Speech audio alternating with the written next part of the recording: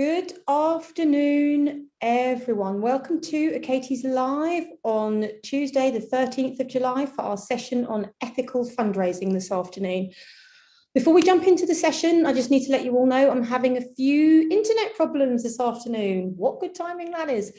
So if I disappear, the lovely Helen is going to pick up for me and I will be back in as soon as I can.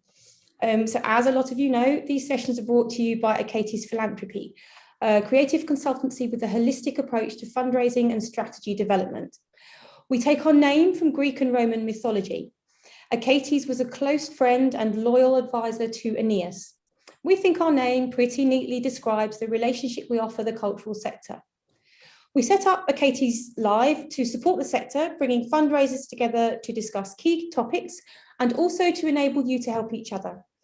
At Achates, we always say that we don't have all the answers, but what we do have is an overview of the cultural sector, and we like to try and use this role in a supportive way.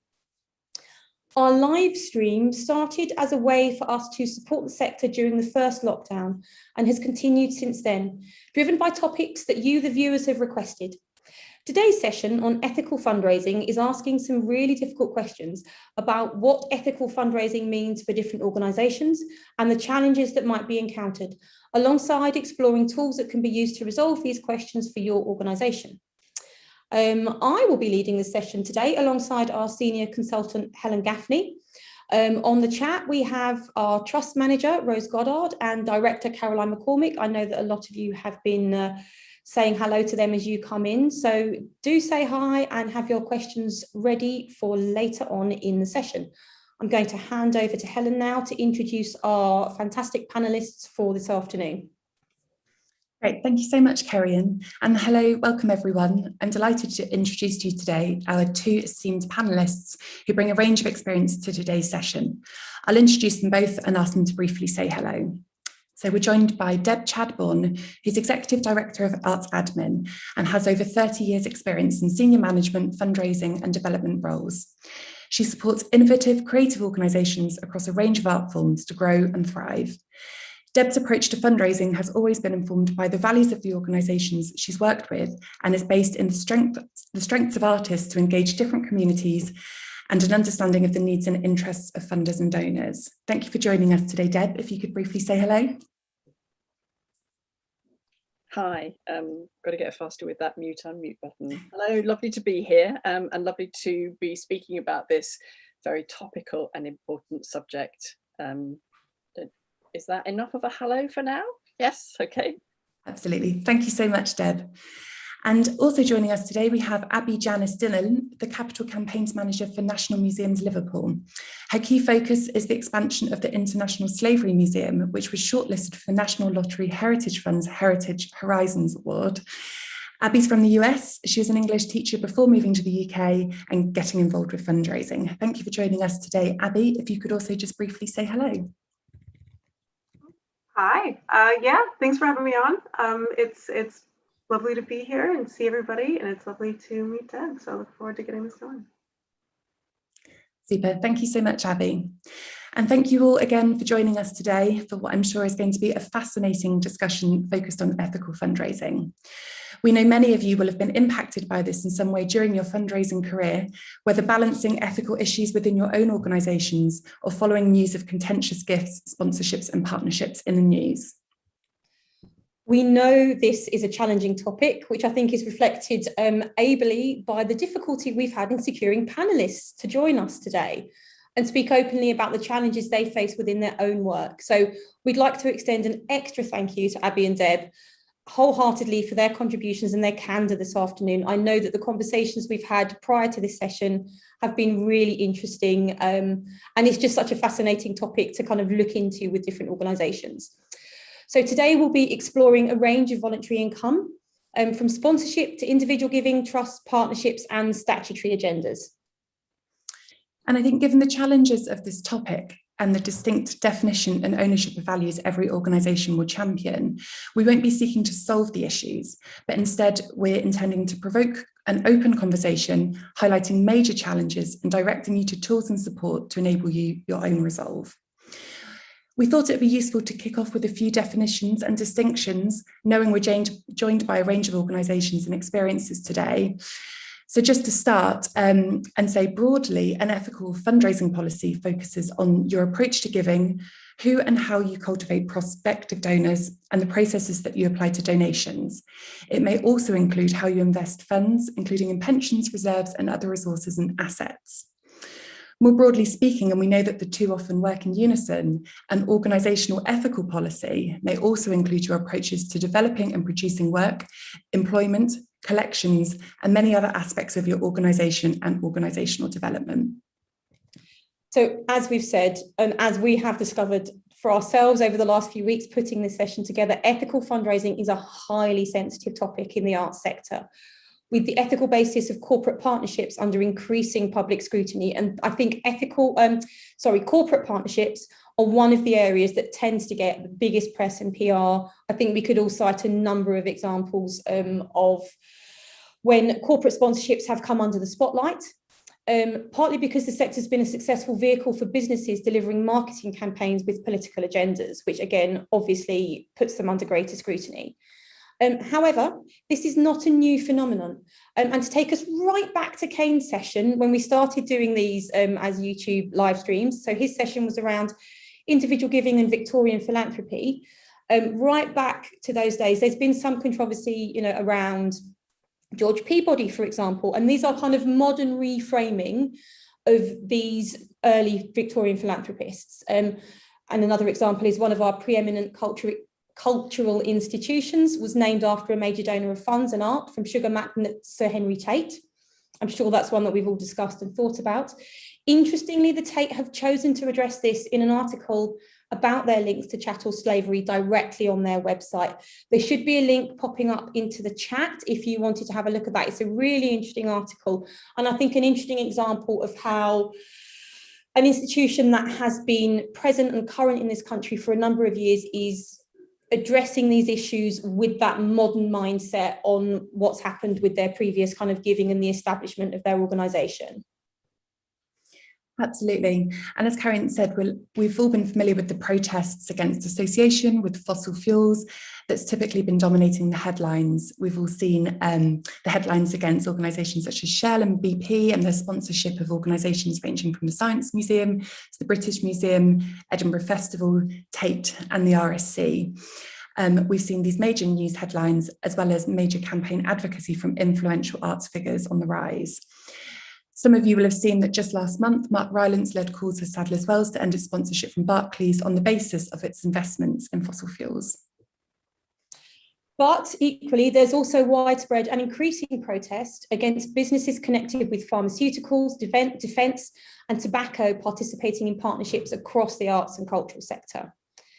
Whilst protests in the literature sector have campaigned against financial business backing for key prizes, with cultural organisations including national names such as the Booker Prize, formerly the Man Booker Prize famously, facing scrutiny around the ethics of sponsorship by a hedge fund. And again, I think that's a really clear example of the kind of controversy that you can invite with that type of headline sponsorship. Absolutely. And I think the lack of scrutiny of large gifts from private wealth has also impacted the sector's ethical approach. Sackler funding readily springs to mind, something we'll all be familiar with. And what's interesting here is the majority of gifts being discussed were made in Mortimer Sackler's lifetime, but scrutiny of his wealth was lacking at that time. I think another key issue that we come across is the distribution of power across the sector and the historic lack of diversity at every level. This has led to the arts and cultural sector, on the whole, to have been a poor scrutineer of partnerships and associations. And again, thinking about reputational associations in this context, I spoke about the Tate earlier. The Tate has obviously recently severed ties with Anthony Dauphin, and that came about following campaigning from social justice movements, Industria and Black Lives Matter, signalling the impact of inverting power structures. Equally, there's a macro-micro tension here, with each organisation across the sector needing to define their own policy that will include relevant flags, which for them raise ethical considerations and a need for further exploration. And I think what's important to say here is that this process should be led by boards and owned by organisations. Best practice examples will unite ethical principles from fundraising to investments across their work and place the integrity of art at the core.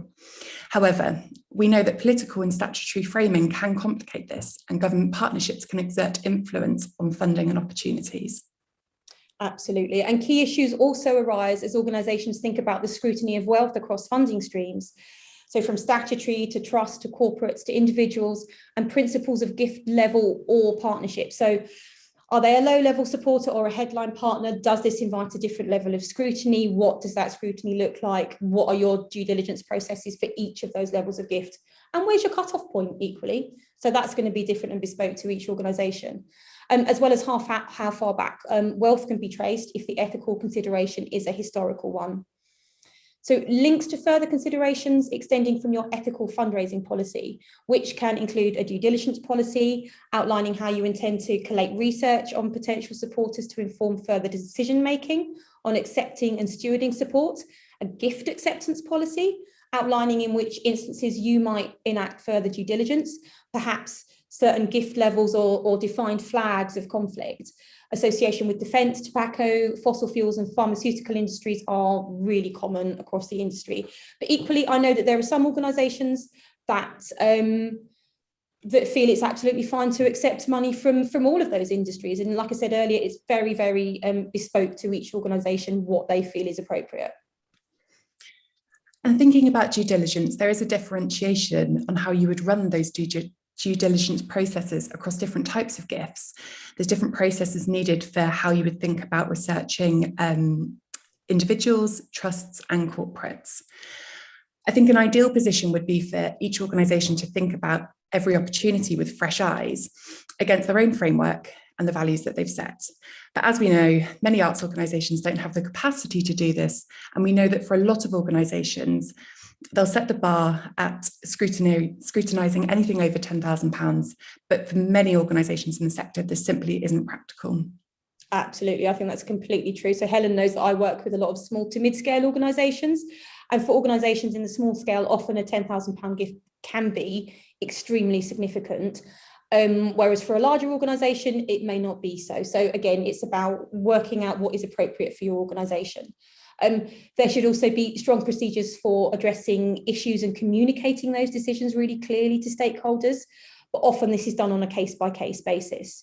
And how does this allow, and does this allow for strong steps organisations must have in place to address issues as they arise?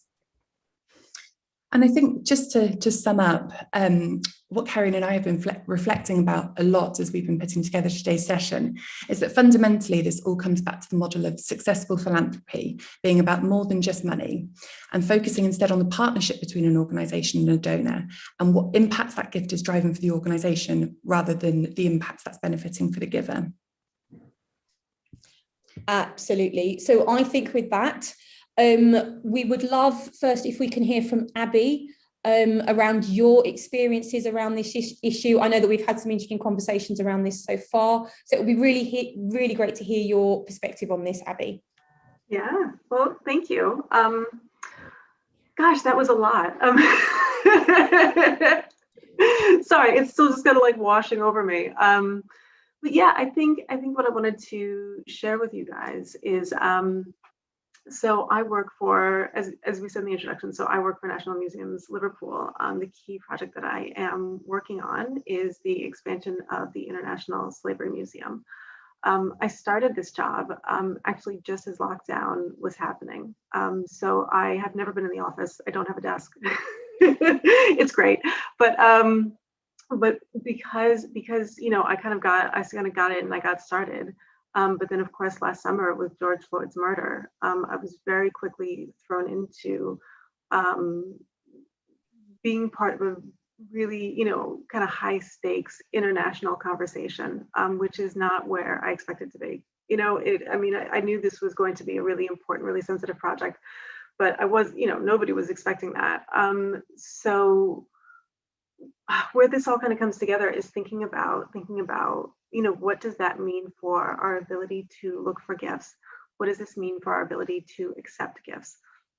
And what happened last summer as Black Lives Matter movement was really getting going, one of the key things that came out was organizations saying, we're going to make a difference. We are going to be more inclusive. And if you said we're going to make reparations, So as a fundraiser, I said, oh yeah, you're going to make reparations? Let's have a chat, right? So I've got a really good success story out of it. So Green King, which is a national chain of pubs and a brewer, they said they were looking to make reparations, and it was absolutely a cold email. I think it was info@Green King, and I just sent it over to see what was going to happen. And they were, and when you talk about it being a partnership, that's absolutely the direction it's gone. The reason we were happy to work with Green King, and I told them from the beginning, look, I cannot guarantee that I'll be able to accept your gift. I told them right away, Green King was very clear and honest that they have, their historic roots in slavery. One of their founders, benefited from slavery. He fought for slavery. He was an anti-abolitionist. He really was for this. And so thinking about, could we take a gift from an organization that had such strong links to the slave trade? Could we take a gift from an organization that is a brewery? Is this something that we're okay with? There were a lot of red flags there, but as we got the conversation going, it became so clear to us that Green King is very clear in their history. They're very motivated to better understand their history, and they're very motivated to become a welcoming organization without denying their history. And this is why we were really comfortable going forward with them. They came to us saying, we want to work together. They were not looking to simply wash over and say, yeah, we have connections to slavery, but look, we gave some money to a museum, so it's okay now. No, that was never the conversation. They said, we want to work together to better understand this, and we want to work together to better educate our employees about are able to feel welcome as part of this. And so one of the things that we've done together is we actually they've collected some of our old, my internet might be unstable, sorry guys. We've pulled together some of our old videos and some of our old learning, and they've actually put up a mini site on their website. We're working together to have a live session for their employees where we can discuss their history and we can discuss what are the legacies of the transatlantic slave trade, really just to bring everybody into the conversation. They have something like 30,000 employees. So being able to reach them and connect with them has been really important. And so this is why we were able to really take that forward. And when we talk about that, how do you think about accepting a gift, that has so many potential red flags? And what's built into our policy is that, obviously we sense check it, I sense check it, our department sense checks it, but we also have our community board called Respect. And so they are our critical friends. So they are representative of, a number of different organizations in the community. And they also look at what we do in specifically to Black representation and making sure that those voices are there and those voices are heard. So we're able to work with them to sense check, is this something that you guys are comfortable with? Because that's the biggest thing, is that, how is the community going to feel? Are they going to feel okay going to a museum, know that they've had this kind of funding? And so working with them has been really remarkable. Yeah, and I think it's also, thinking about who can you accept a gift from? I don't want to put it out there that we would only work with organizations that are perfect, right? That are doing everything. It's all about the journey, and part of that is also because we're on a journey. As National Museums Liverpool, we're not where we want to be. We don't have as much, representation. I mean, I'm a white woman fundraising for the International Slavery Museum. There's problematic parts to that. That's not something that I can hide. So we're really looking for other organizations that are also on a journey. And we also very happily, announced today that we just got £9.9 million grant from National Lottery to expand the International Slavery Museum, which is, it's going to be very high profile. It's going to be a new front door. It's right there on the docks where this history happened, where slave ships were fitted out and repaired. It's all really significant, but part of what is really meaningful about this gift is also that Lottery's on their own journey. They're doing the work as well. And this is really exciting for us to be able to partner with them. As many of you know, lottery changed their mandatory outcomes a couple of years ago to make including a wider range of people inherited a mandatory outcome for every project.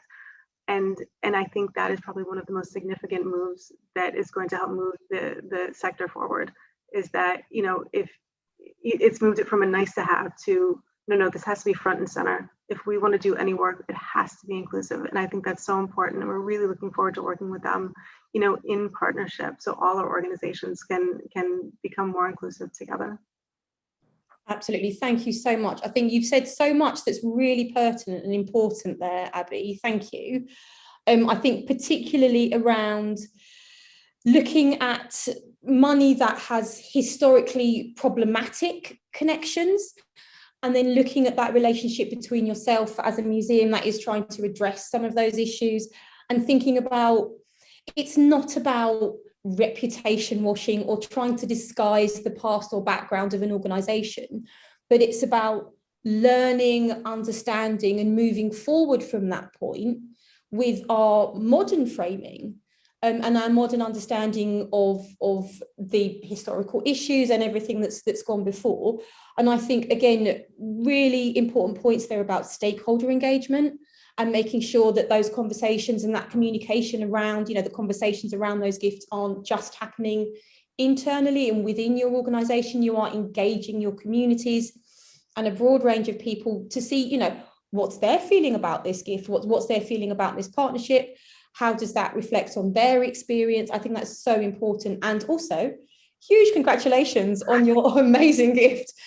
Abby's in a really great place today. She just heard about this today. So yeah, huge congratulations to you. Really well deserved. And on that wonderful note, we're going to throw over to Deb, who I know has a very different but equally interesting perspective on this topic. Over to you, Deb. Yeah, great. Thanks, Abby. That was really interesting. I think where I sort of want to start is, in a sense, aligns quite well with what Abby was saying, and that's to do with, being really clear. Arts Admin is really clear that we are a values-led organisation, artist-centred. So we, any kind of considerations for us around funding that we might seek or accept on behalf of the artists whose projects we're producing has to sit well with us within the values of our organisation, which are reflected in our policy, but also have to sit within the values of the artists that we work with. And we're working with artists who are groundbreaking, who are very concerned with, extremely kind of sensitive and complex issues of gender identity, of race and racism, of decolonization. And so for us, the clarity of our values, but also of the partners that we're working with, including most specifically artists, is really, really strong, and is our kind of guiding principle in decisions that we have to make. Now, of course, we're clear that one of our principal values is environmental sustainability. So that in our kind of ethical checking of prospective funders and of projects that we might want to take on, that ethical checking process is particularly focused on things which may be damaging to the environment, or companies that may be damaging the environment through their activities. And I can go on to speak about a case study, which I won't name any names on, where we were in that situation. So really important that you're clear about your values, as we are, around the environmental sustainability piece, but also which sort of I think mirrors to a certain extent what Abby was talking about, that where we can, we are not simply interested in a kind of negative approach to this. We're not simply interested in saying, actually, we're not going near that funder, we're not going near that individual, we're not going near that festival or that context because of who they're associated with. And it's important that we recognise that none of us works in a vacuum, and we are all kind of entering into partnerships where we have to be mindful of who's supporting those partnerships in as I say, different festivals or venues. But what we are doing is looking at those opportunities where we might have a negative kind of check on a potential partner, but we might also see a possibility of creating a dialogue with that partner, either directly or with the support of a consultant such as Culture Unstained, where we can actually say, we are not prepared to accept money from this organisation. You might be a multinational corporation whose policies we feel are detrimental in developing countries, or you might be an organisation who perhaps donates to a political party which we don't feel fits with our values and with the values of the artists that we're working with. But we're not just going to walk away from this. We're going to sit down and say, we don't want to have a simple relationship with you. If we can have a relationship with you, we want to understand how your support can do something which actively helps in the context without it being greenwashing. So in the case of an artist that we were working with, excuse me, 2 or 3 years ago, we had a situation where the potential sponsor was very much involved in practices that the artist in question was their work was directly about opposing those things. So instead of saying, actually, we're just not going anywhere near that, Culture Unstained organised a discussion with us, with the festival and with the corporation. And one of the things that was on the table was that instead of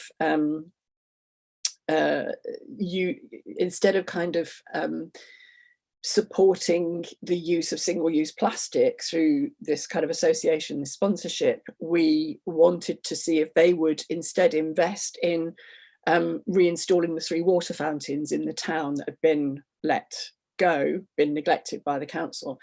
And there was an agreement reached whereby this company would support that. Now, that was great. It was a really positive outcome.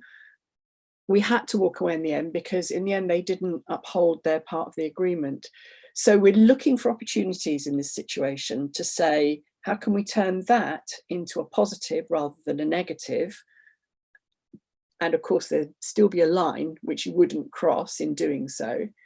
But how are we going to hold those people to account if they say they're going to do something, but actually that turns out not to be the case? So it's taking on a big responsibility in this field, I think. And as Kerry-Ann says, it's complicated and it's challenging and it can be quite time consuming. And we're a small organisation and we don't have a lot of capacity. And the artists that we work with are very often artists working on their own, really need the commissions that are being offered by festivals or venues which might have complex and difficult associations. So we are not just making decisions based on what a gift or a grant might add value to. We're quite often having to make decisions on that are about an artist's livelihood. The difference between a commission and not a commission from someone that's got a sponsor or a donor who we feel is problematic might be the difference between whether that artist earns money that month or not. So these are very kind of complicated decisions for us as a small organisation, and we have to take each one as it presents itself. But we would never do anything that either crosses our lines or crosses the line of the artists that we work with.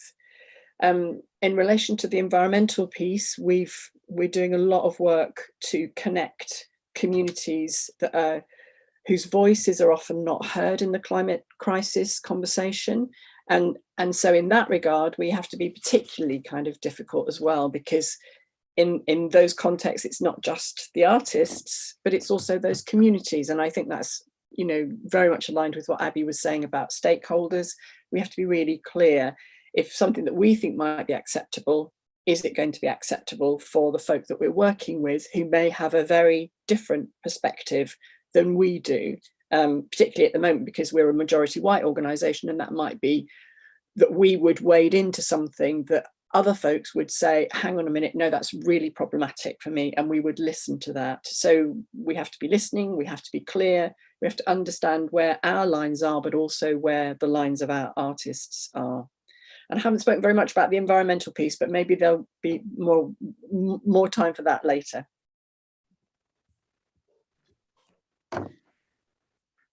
Absolutely. Thank you so much, Deb. That's such a wonderful insight to the way that I think what struck me is actually this issue is so often seen in black and white, and how much work you're doing in that grey area, which I think is the area that most people feel a little bit nervous about getting involved in. But I think perhaps by virtue of you being such a small organisation, and like you're saying, the direct impact that those decisions have on the livelihood of the artists that you work with, you're clearly taking some really interesting decision making around that. So that was really, really great to hear from. Thank you so much.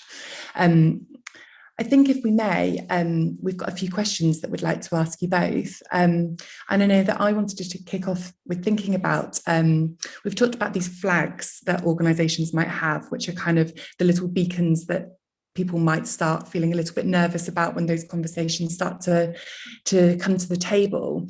And Abby, I'd like to come back to you first, if I may, because I was so interested when you were talking about the way that you are working with your community on that and involving stakeholders in that decision making. And you mentioned your community board Respect.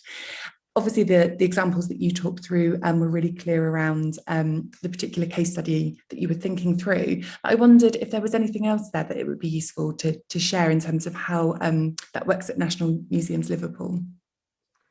Yeah, I mean, as far as the red flags go, I mean, it really is about, you know, just sense checking. We do take it case by case. You know, we don't have a policy where we say we do take this, we don't take that.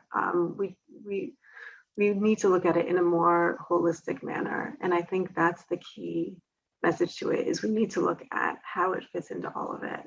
Also, as a large group of museums, we have about 4 million objects in the collection. So it's not, you know, when we accept a gift, we don't accept it just as the International Slavery Museum or just as the Museum of Liverpool. You know, we're really accepting it as one large organization. And so we have to look at it within that broader context. And one of the nice things that has come about in the last few months as well is that Respect group, they have a wonderful story, which is that when they originally formed, they were part of Slavery Remembrance Day and working with this one event every year. But actually, as the relationship between them and the organization has grown, their remit is now across all of National Museums Liverpool. And so this is not something specific to the International Slavery Museum, but they work with us on all our collections. And so all our gifts, you know, we'd get a chance to be sense checked with them.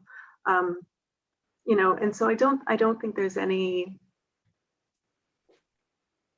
It's about the reputational impact for the organization. What does it mean for the organization to accept it? And it's really, you know, but that's also true of the community. Is that going to have an impact on the community? Yeah, I think that's the. Sorry, it's a really general answer. Is there more specific thing that I can provide? No, absolutely. I think that's really useful. I was just so struck by it as you were explaining it first time around, so it was useful to come back to it. Thank you so much. And Deb, when you were discussing the way that your organisation works through these processes, I think what struck me about your work is listening so carefully to the artists and their values and their needs. And how do you start to boil down the range of different interests there into kind of a set of organisational flags? Or is it again on a case-by-case basis? Well, we do work on a case-by-case basis, and but as I say, we have sustainability as one of our core values. So we would, I mean, it's obvious to say we would avoid the kind of anything to do with fossil fuels, of course, and we would also, I think, avoid now organisations that aren't proactively demonstrating that they're signed up to the various kinds of corporate social responsibility, ethical and social governance. There are so many kind of different networks and agreements and that sector by sector, we'd be looking for organisations that are actively signed up to what was relevant within their sector. So, for example, banks and investment organisations, we'd be looking for them to be signed up to ethical investment principles and charters, and there are a number of those out there. Flags for us would be absolutely to do with the sort of relationship to energy and renewables, but also we would not go near an organisation that might have what on the face of things looks like an appropriate kind of foundation attached to their corporation if we knew, for example, that their employment record was very poor, if they were not doing well in terms of their gender pay gap. So we look for broader context understanding, which goes alongside the kind of environmentalism, but which is about how people are dealt with fairly within that organisation. We co-deliver a fantastic programme called Unlimited, and that is working with disabled artists. If for whatever reason we felt that we were going to go into something where an organisation didn't accept the social model, for example, but was still an organisation that in whatever capacity was working to the medical model of disability, we would probably step back, because that would be complicated and compromising for the disabled artists that we work with on the Unlimited programme. So we're looking quite widely at how those organisations present themselves, but also what are their internal policies, how do they treat their people, and because we're concerned with people first and foremost. Our work is all about people in connection with art and artists, and we want to make a positive difference there. So red flags for us would encompass a number of different aspects of how that organisation worked, and indeed with any key people who were associated with that organisation.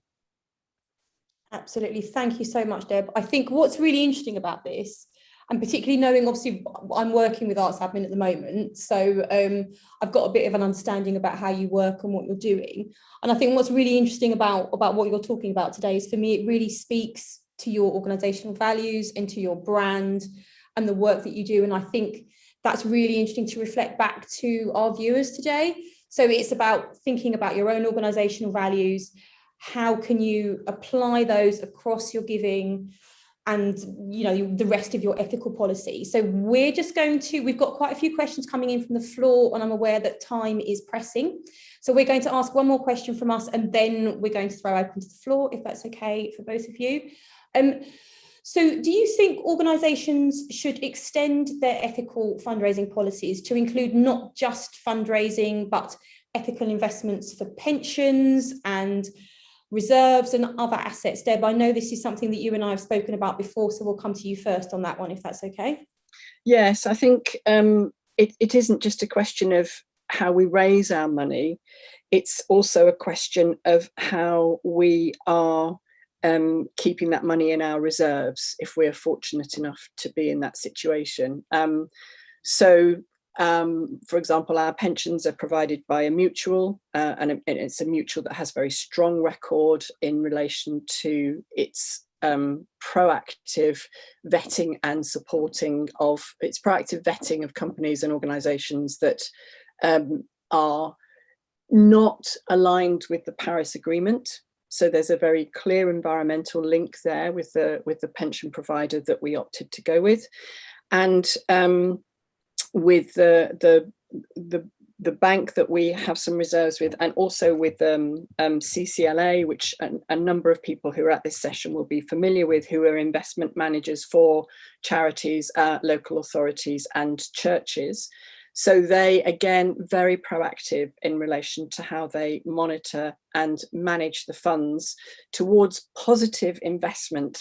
So again, for us, this is not just about saying no, this is about saying, how can the money that the small amount of money that we've got in reserves, how can that be used for progressive investment not simply to sort of say we don't put our money there, but you can put it anywhere else you like. We're very keen that we make a contribution, a positive contribution through that mechanism, as well as at the same time maintaining our kind of ethical values in relation to those reserves. I think everybody is very hard pressed, and some organisations and artists are not in a position to even have reserves. So I know I speak from a position of privilege here, that over the 40 years of our existence, we have managed to build up some reserves, but we have to be very careful about how we use those reserves. And I think increasingly that is on people's agendas. And we're seeing actually money moving towards those ESG funds now,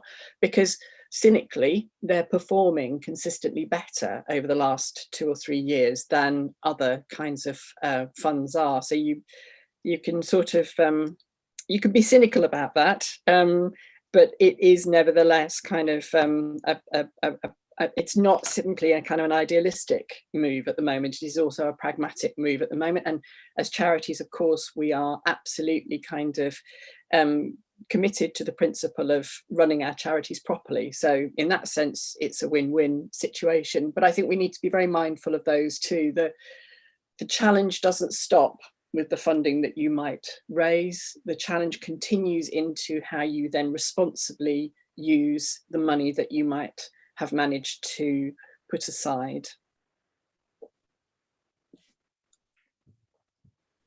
I'm so sorry. I realised I was started talking and I realised I was on mute. There's always one of those in every session, isn't there? It's my turn today. So I was just saying thank you so much, Deb. Again, I think it really speaks to your organisation values and where your organisation is coming from, absolutely. And we will come back to that in a minute. And obviously, I know, Abby, your organisation is at absolutely a different scale and in a completely different context to Arts Admin. So if we could ask you the same question, please. Yeah, it'll be easy to keep short because I'm going to plead ignorance on our investment policies. Quite honestly, I don't know. But what I can tell you is our internal policies, right? So how we measure projects, how we move things forward. These are things that we are aligning and continuing to align more with our values. So one of the things we have done is in every department we have we've set up plans for the next year, however long, and in every single one of those plans we have built in anti-racist behavior. So every project we do, every department we have has got to have those anti-racist behaviors built into what we do, and of course then we measure ourselves against it, right? And so this is already leading. We've been on this path for a while, but it's already leading to really interesting things. I mean, Liverpool is home to the oldest settled migrant populations in the UK, and so in exploring Liverpool's history, we can't separate out, Black history from Liverpool's history. And so one of the ways that we're taking further action on that is we already have built it in to an extent, but we're looking to do more and more of that, and we're looking to do it in a more visible way. And really, so there tends to be a misconception that the International Slavery Museum is also a Black History Museum. It's not. It's a slavery museum from transatlantic slavery up until modern slavery. But one of the ways that we're looking to become more inclusive is to show the real diversity, of interest, of expression, of history, of all people through all our 7 museums and galleries. And I also just wanted to touch on the modern slavery. Obviously we have our own very strong, anti-modern slavery statement, but we also work with other organizations with theirs. It is quite common that they come to us and just ask us to better understand, what can they do to push that forward. And it's something we do because it's the right thing to do. Yeah, absolutely. Thank you so much, Abby.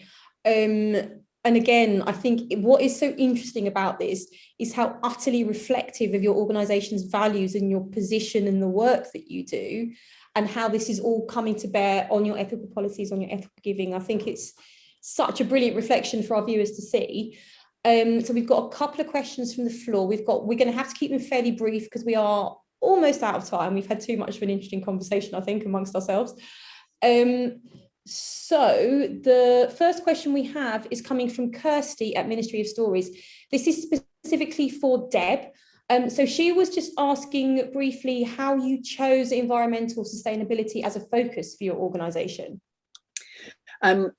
We have for many, many years been interested in working with artists for whom this is a major concern. So, you know, we go back to projects in the 90s with artists such as Heather Ackroyd and Dan Harvey, where their focus is on environmentalism. And because everything we do is kind of artist centered and has, you know, it is by and large artist led, artists have been very strong and very vocal in wanting to do projects that address environmental issues before we started to talk about climate crisis, climate emergency, and when we were talking about environmentalism. And we also are very clear, and we're working with Metis at the moment, who are based in Cambridge. We're very, very clear that that as an arts organisation and with the artists that we work with, we can make a positive difference. So it's reflective of the sort of passion of the people who have led the organisation for years. I've been there for 3 years. I'm a sort of relatively new leader in the organisation, but the passion that was in the previous leadership is a passion that I share, and it extends to making sure that we're working towards our building becoming carbon neutral. We're working towards sort of supporting people with you know, with training around kind of behaviours in the building if they're hiring on a regular basis. We have a cafe that's all kind of sustainable local produce, and it reflects, as I say, the sort of values of the artists that we work with, but also our own individual values. And because, again, the scale of our organisation permits us to do that, we are led by our passion for that particular one of those challenges of the world that we live in today. Yeah, absolutely, completely. I completely see where that comes from. And this is another question coming in from Kirsty at Ministry of Stories. This is for both of you, but I think just leading on from what you just said, Deb, if you could pick it up first. So she asks if you have a values checklist or statement that you use as a framework to make your decisions from. Yeah, we have both a policy that's on our website, and we also have a procedure that we go through, and that procedure has, I think, 6 or 7 steps in it, where we would use a variety of tools, and those tools are flagged in our procedural document to look at a number of different aspects of both trusts and foundations and also organisations. So yes, there are tools out there. Ethical consumer is a really useful starting point for some of these kinds of investigations. But yes, we're guided by a checklist that we put together when we wrote the ethical fundraising policy, which we did in tandem with Cause For and Culture Unstained. Great, thank you. So you've had a bit of support in creating that policy, and now you've got a really clear framework that you can work to. That's super clear, thank you. And same question to Abby, please, around whether or not you have a values checklist or statement that you use to make your decisions from. That's a good idea. I think we're going to make one. What we do have, we have, of course, our due diligence reports. And so I guess the longer answer is that it's a bit baked into everything that we have. So it's already baked into our due diligence, the areas that we looked at when we do that, it's baked into there. We have a gifts acceptance policy, it's baked into there. You know, it is kind of infused in, but that's a really interesting idea to have even a separate checklist to really confirm to ourselves, these are our values and this is how we're going to apply them, to make it a little bit more explicit. So thank you. There we go. So Abby's got a new idea to take back to her non-office today. So there's clearly been some really interesting discussion going on the chat. Everyone really likes the idea of working with funders to drive change, and I think that's a really interesting concept generally. So actually, how can you, as Abby was talking about earlier, how do you use those partnerships to really examine the history, to look at you know, reparations, historical restitution? Obviously, an arts organisation can't do all of that, but I think it's really interesting in terms of the context of an organisation and how you can address that. So yeah, Maria from the Barbican was particularly asking about the kind of journey and the process. I think there's no specific question there, so I'm not actually going to directly ask you anything, but I think there's clearly been an interesting conversation about the different journeys that different organisations are taking and how they're reflecting the change in mindset back into those funding partnerships, I think is really interesting. I do. If we have time, I do have a little example. It's from several jobs ago, but it was actually a small family foundation that was giving to the organization and had a very narrow scope of what they would give to. But because of the way we stewarded them and because of the way we showed them our impact reports for a more broad group of people, we actually were able to shift the focus of their giving to be more inclusive to a wider range of people. And it was just really by showing them the impact. It was showing them, if you do this, this is the result you're going to get. And it did help change their giving policies. Wow, that's a really great example, Abby. That's so interesting. But again, it really reflects back on how those partnerships between funders and arts and cultural organisations are so important. And it's about the hand-in-hand partnership, essentially, and actually how that can be a real give and take. So we're going to bring one more question. This is actually coming in from Caroline, from our very own Caroline, who snuck this in. And I think this is a really interesting one to finish on.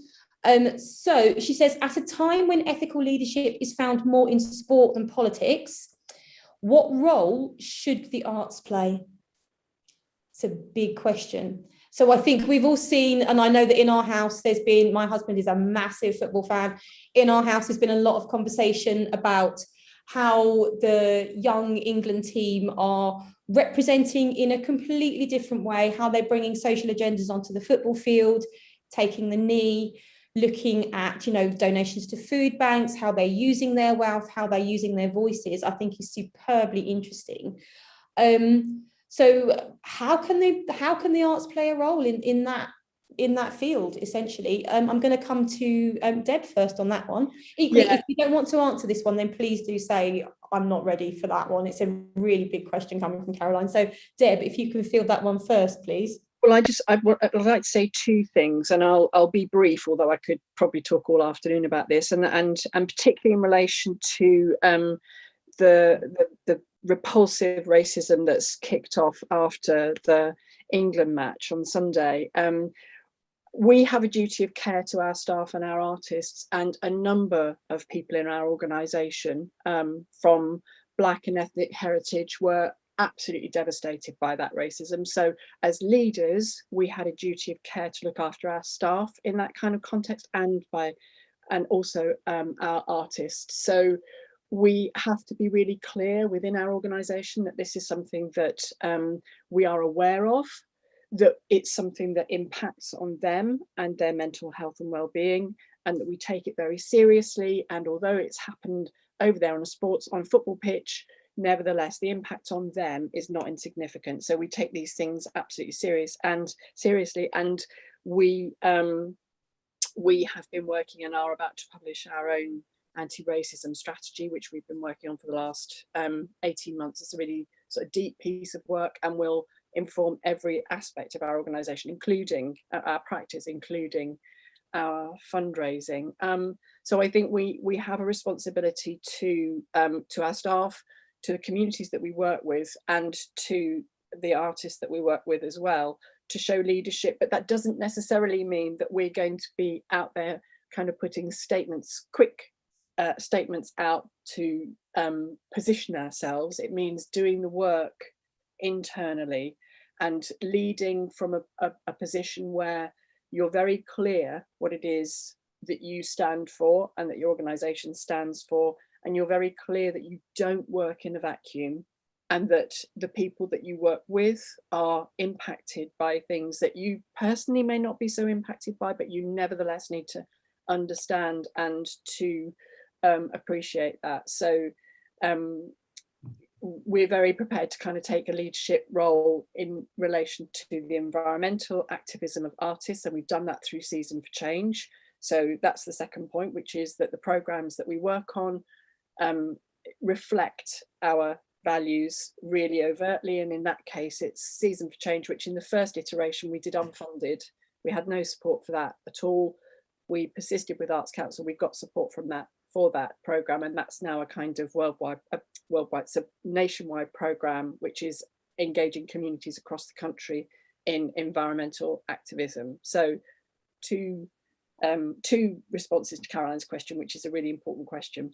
Yeah, Absolutely. Thank you so much, Deb. I'm really aware that we are running out of time. Abby, would you like to speak to that question, or are you happy to move on? I'm just going to say that especially national museums, free museums, are a place where people come together. And this is how we make a difference, is that people connect with each other in the museums, especially free museums, where they are able to be there, to join a community, to meet with each other. And this is how we bring people together. And this is how we're going to make a difference. But everybody needs to feel welcome in that space. Absolutely. I think that's really important. And I think I completely agree with the principle of that. I think often arts and cultural spaces are spaces of connection, spaces of conversation, and spaces where you can address some of these difficult issues that come up. And I think that there is obviously, there's a bigger question around leadership, ethics, politics, diversity, and what that means. But that's a whole other conversation, and we are officially out of time. So I think I'm going to hand over to Helen to start our wrap up. Absolutely. Thank you so much, everyone. What a fascinating hour. I felt like I knew a little about the topic already, but I've definitely got a lot more thoughts going on in my head about how I do this going forwards. Thank you, Deb. Thank you, Abby, for being so open. It's been such a refreshing conversation to think about this with some particular case studies in mind, but also that notion that our work isn't in a vacuum. And I think one of the things that really struck me is working in the arts and cultural sector, we always talk about building partnerships. And I think the way that you're both thinking about building these partnerships within this funding context is really interesting with the additional framework of ethical fundraising. So thank you both so much. Great. So we are coming to the end of today's session. Thank you so much for being with us today. Just a quick reminder of how Achates can help. So we obviously deliver a range of services from fundraising feasibility studies for major capital programs, fundraising strategies that sit alongside those, revenue fundraising strategies, organizational development processes of organizational change, fundraising across the board, individuals, trusts and foundations, corporate fundraising. And we also have launched our new recruitment arm in the last month or so, led by our Director of Recruitment, Matthew Swan. So if you do need any help or support in any of those areas, do drop us a line. You can find us at info@achatesphilanthropy.com, or I'm sure many of you have our personal staff email addresses, so drop us a line if you need any help or support. Absolutely. And just to say, we will be taking a summer break. I say rather ominously, who knows if we'll be going anywhere. So there will be no live session in August, but we will be back in September, and leading nicely on from today's session, that will be led by Matthew Swan, our new Director of Recruitment, and will be focused on ethical recruitment. So we hope you can join us then. Lovely. So with that, I just want to flag as a tiny last thing that this session has been such a thorny one to produce, that it's been a real team effort. So obviously Helen and I have done a big chunk of work on this, but equally we've had input from Kane, from Caroline, Rose has supported us on the stream today, and from Victoria. It's really been a full Achates Philanthropy team effort. So thank you to the whole team. And we hope you all have a lovely summer, and we look forward to seeing you back here in September. Goodbye, everybody. Have a lovely summer. Thank you very much. Thank you. Thank you both.